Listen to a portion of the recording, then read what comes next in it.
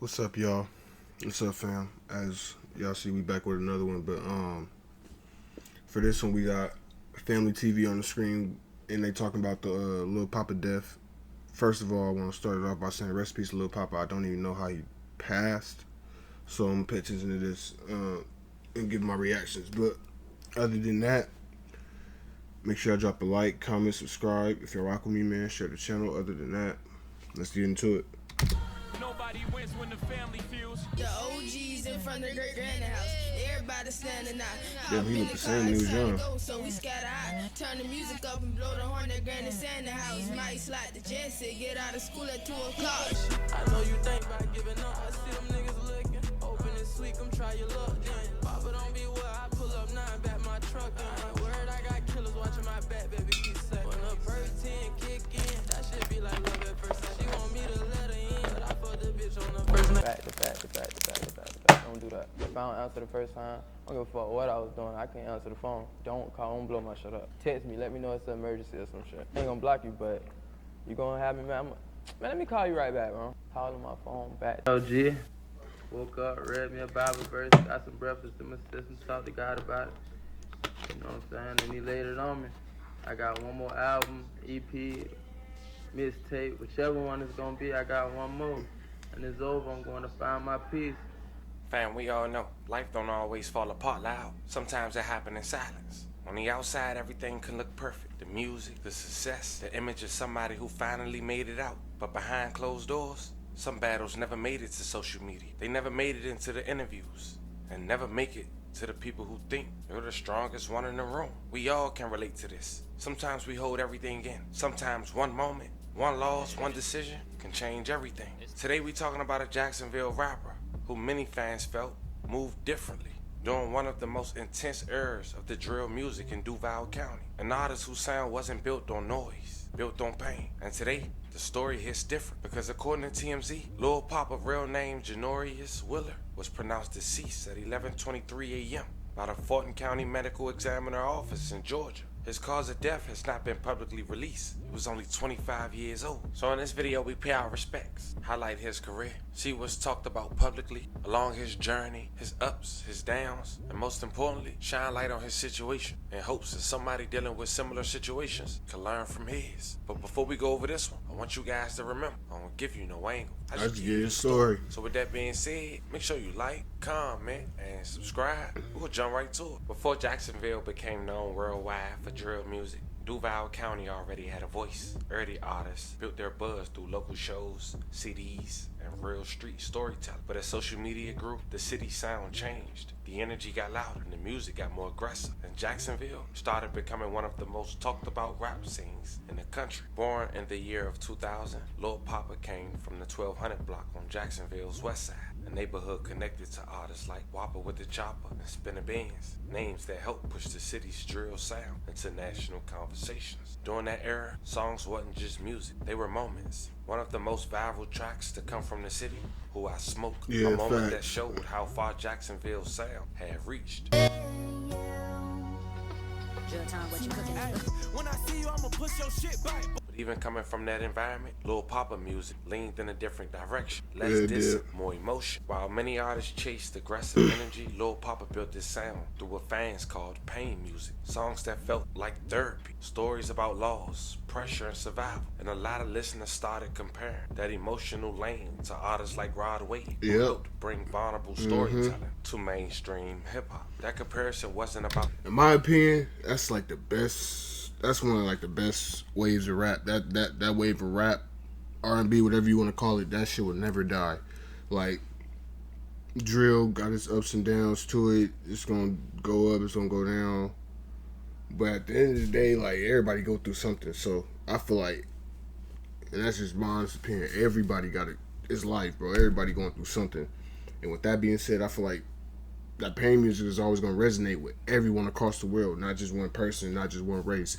And that's why, in my opinion, that pain music will forever be the most long-lasting music ever, bro. You can, 30, 40 years from now, you probably still have niggas listening to Raw Wave first album, second album, like just because, like, That pain music, man, that shit is universal, but that shit lasts. No copying anybody. It was about a feeling and how being authentic made them stand out in the crowded city. The OGs in front of the great granny house. Everybody standing out.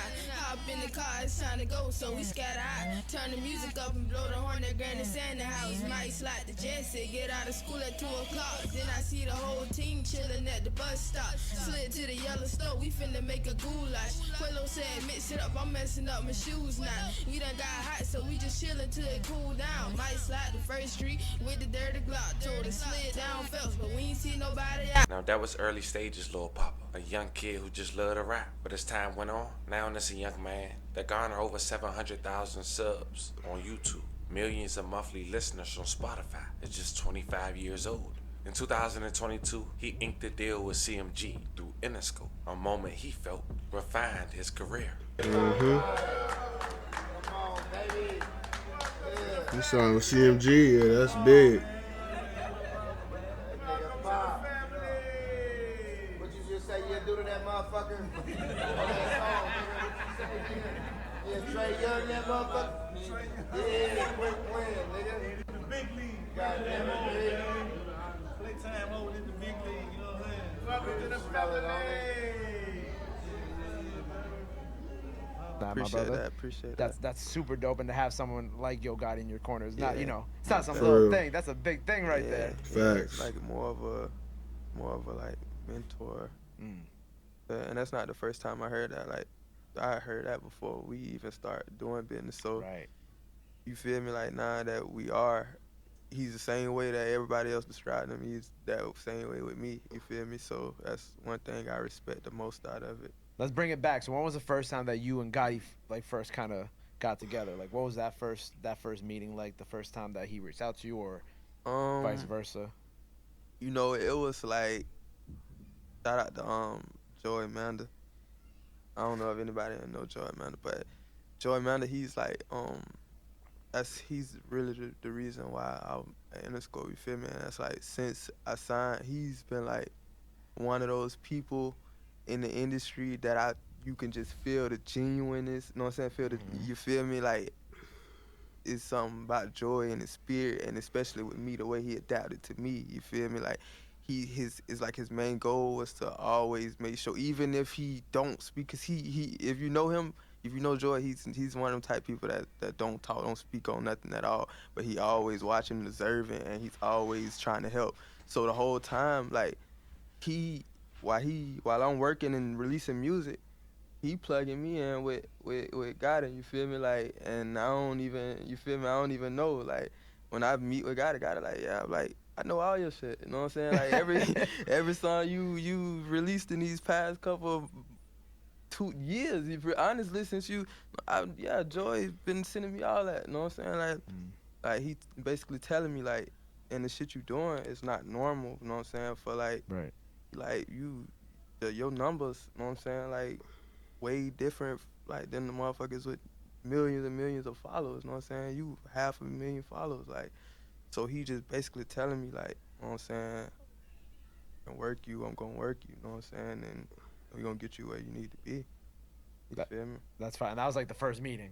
That was like the first meeting, you know what I'm saying? Like, Was that like kind of off that meeting? You were like, yes, this is I wanna go with Gotti. yeah, cause like I said, it was like I already knew him. It was like it was already building up to that point. You feel me? So even after that time, it still took me some time. Like I still thought it over. You know what I'm saying? Like I'm like, okay, now I gotta make sure that I fit. You feel me? That I'm gonna be fitting in these certain places and in these. You feel me? Like now it's back on me. Now like, and then I thought about, like, honestly, okay, it's not just about me no more. You feel me? Like it's about everybody else around me and taking everybody else to the next level. So if I know there's something that can take me to the next level, it's also something that can take everybody else around me to the next level as well. Facts. You feel me? So I looked at it as an opportunity. Every artist has a moment where people start paying attention. For Lil Poppa, early records gained traction because fans heard honesty in his voice. The streams grew, the comments changed, and suddenly, people outside of Jacksonville were asking, who is this? Memories I played, too busy telling the story. I ain't got time to diss the dead. But fuck them niggas, they dead. How many times I got Jacksonville drill era exploded with viral diss tracks and online rivalries. Poppa existed in the same environment, but didn't fully lean into that energy. Even though he shared roots with areas connected to artists like Spinner Bands and Whopper with the Chopper, his music stayed reflective. Fans debated where he stood, but his catalog spoke louder than any controversy. Emotion over aggression, storytelling over shock value. Like many rising artists, Poppa experienced moments that circulated heavily online. Fans still talked about an alleged mall incident involving Julio Fulio, a situation that gained traction across social media and showed how closely the city scene was being watched. And behind the music, there were real losses. One name supporters often mention is Suge, a young man whose passing deeply affected people connected to the 1200 area. Moments like that shape the emotion you can hear in Poppa's music. Another shocking thing you mentioned in the record was Lil Poppa, another Jacksonville artist who releases quality music. Yeah. He seems to stay to himself. He's not all over the blogs and doing all this. And you mentioned him. What's the history with you and him? How does that correlate? Shit, we got songs too. We got songs out on YouTube and shit. But shit, we just got in the we fought. I beat his ass type shit. I had beat his ass and shit in the mall and shit. Me and my little cousin Coach had beat his ass in the mall and shit. And that just was that. That shit on, you know what I'm saying? That just was that. How do you go from making songs with somebody to fighting? Like, what is that energy? How does that energy even come about? Like, what happened? This what it be, Sean. When I make a song, I say people's name right. I'm direct with it. Y'all don't hear the 1,000 sneak disses a nigga say to me, antagonize me and shit. You get what I'm saying? So when I see you, I'ma address it type shit. Y'all probably ain't hear the million sneak disses because y'all don't know what's going on in Jacksonville, but we heard the shit. So when we see you, what it be about, you know what I'm saying? Nah, nigga on your ass. Nah, nigga beating your ass.